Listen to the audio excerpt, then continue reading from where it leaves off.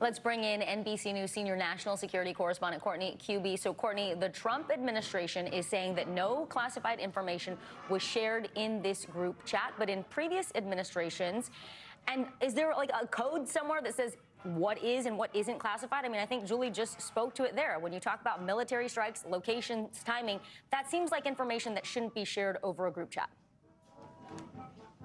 Exactly. And there are very specific policy guidelines that lay out what can and cannot be shared and what is classified and the level of that classification. Now, as Julie was just saying, there's a DoD policy guidance that was just updated this year, 2025, that specifically states that military planning information would be classified at a secret level. Now, that can change depending on the way the information was obtained that led to this mission, depending on the kind of things that they were doing. So if there was a cyber component, it might have a higher level of classification, those sorts of things. But at a minimum, it would be considered a secret information. Now, one thing we need to address here is the fact that the pieces of information in this text chat, as laid out by The Atlantic, it is possible that one or two of those individual pieces may not have been classified. For instance, when Secretary Hegseth allegedly says that the mission is a go and here's what the weather is, that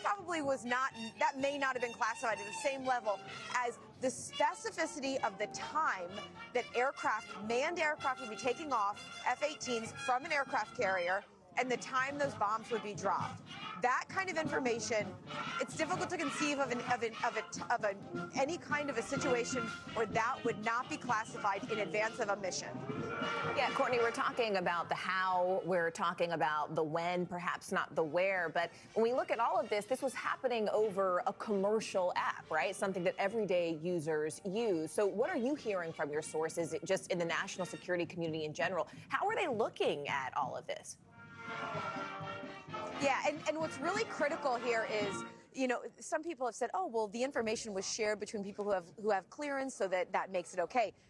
That's not the case. The fact that it was on this unclassified app is the critical difference here. There is no situation in which classified information is allowed to be shared on an unclassified app. That's also laid out in DoD policy. And frankly, across the intelligence community, it is simply not allowed to be done. Really important reporting there. Courtney Kube, thanks so much.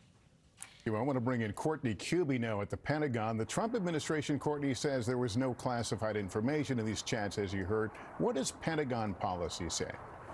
Well, Lester, Secretary Hegseth's text includes specific times fighter jets would be launched, what would generally be considered military planning. And the Pentagon has clear guidelines on. Tonight, you're following another big headline about U.S. troops overseas. What can you tell us? Yeah, that's right, Lester. Tonight, 4 U.S. soldiers went missing during a training exercise in Lithuania earlier today. The armored vehicle they were riding in was found submerged in water, but the Army is still searching for those soldiers tonight. Lester? All right, Courtney Kube with that late-breaking news. Thank you. Millions